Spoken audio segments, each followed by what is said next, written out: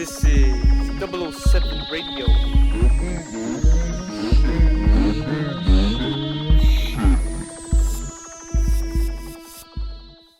Welcome to Eye on the News! And tonight what do we have our eye on? This is a follow-up to Comet Ison.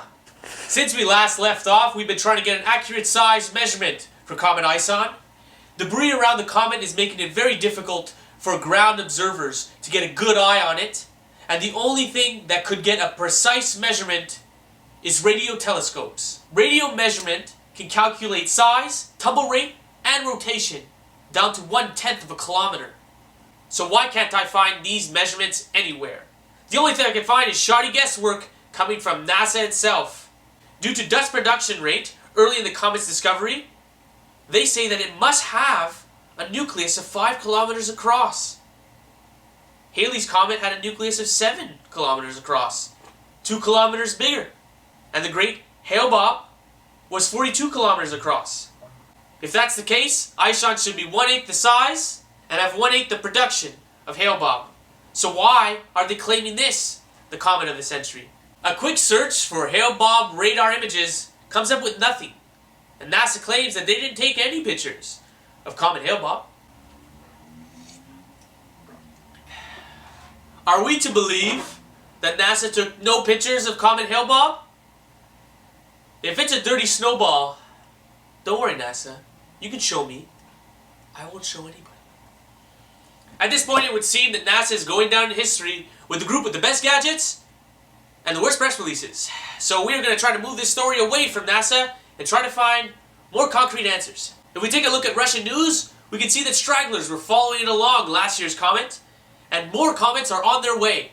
The panic and havoc seen in the Russian Urals last winter when a meteor the size of a house exploded in the skies, well, we could be set for a repeat.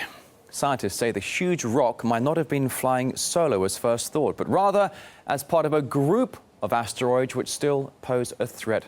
The Russians didn't see this comet coming, but there's nothing to worry about here, for we got space vents. You know, what would we do if you detected even a small one, like the one that detonated in Russia, headed for New York City in 3 weeks? What would we do? From the information that we have on asteroids that we've discovered of all sizes, we don't know of one that will threaten the population of the United States, you know, in 3 weeks.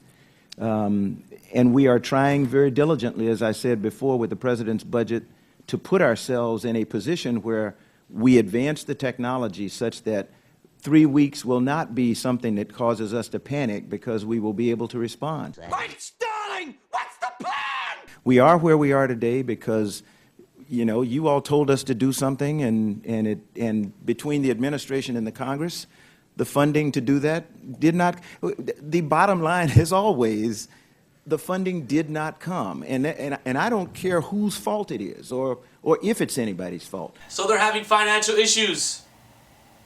Nothing to worry about. And if we want to save the planet, because I think that's what we're talking about, then we have to get together, that side and that side, and decide how we're going to execute that plan as expeditiously as possible.